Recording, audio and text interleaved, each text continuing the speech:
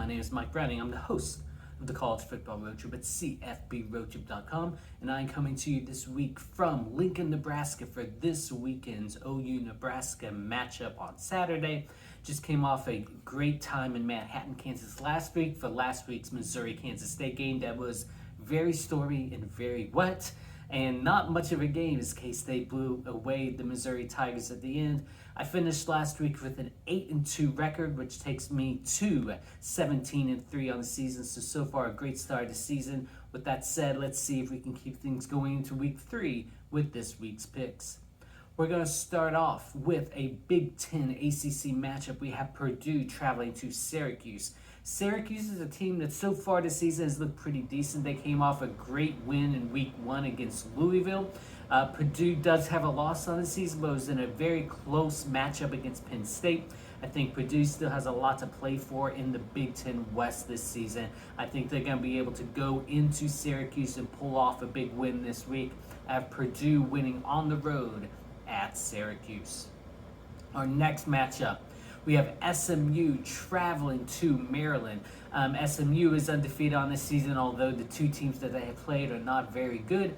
Maryland has looked pretty good so far this year as well. I think the quarterback, obviously to his brother, is also very good for Maryland. I think that because of that, they have the momentum in this game, especially playing at home. So I have Maryland winning at home over SMU. Our next matchup, we have the surprise team out of the Big 12, the Kansas Jayhawks. They are traveling to Houston this week. Houston is coming off of their loss in overtime to Texas Tech. 2 losses on the year, both of them in overtime. Well, actually, 1 win, 1 loss, sorry. Kansas obviously looked very good against West Virginia. They did win in overtime with the interception to put away at the end. I think Kansas will have a pretty decent year this year. They'll come out with some more wins, but this will be their first loss of the season. I have Houston winning at home over Kansas.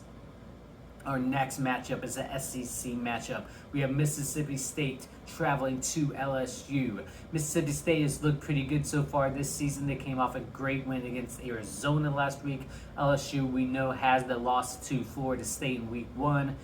They came back and won big last week, although again it was against Southern, so that doesn't mean very much. I think they want to prove themselves this week and show that they were competitive in week 1 and they can win big games. I think they will be able to do that this week at home. I have LSU winning at home over Mississippi State.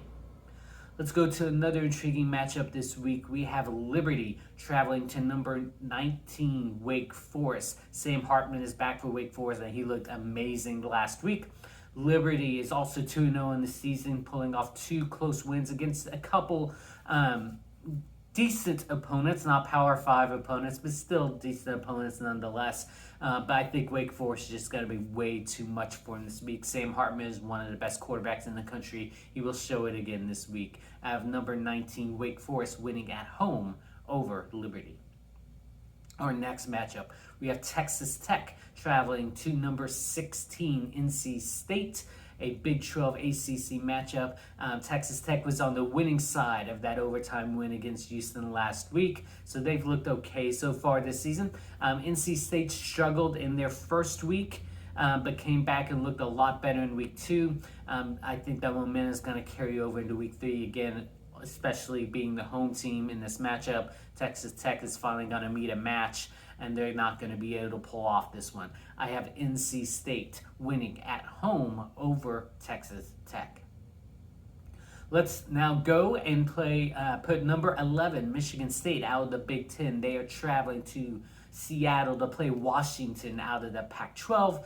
Washington is a team that's looked decent so far this year. I think the Pac-12 North is going to be a very intriguing division of the Pac-12 this year. They have a lot of teams that are looking to climb their way up out of the last couple years with the Pac-12, especially the Pac-12 North had been down.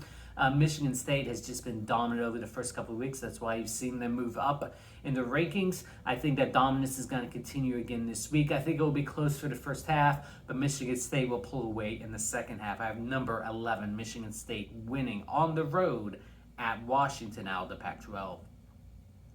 Let's play. Let's put another Pac-12 North team in the spotlight now. We have number 12 BYU traveling to number 25 Oregon. We know what happened with Oregon in week 1. The disaster against Georgia that came back and blew out Eastern Washington last week. Of course, that's a FCS team, so you can't really take very much out of that. BYU is coming off of the overtime win against Baylor last week, so BYU is obviously a very good team.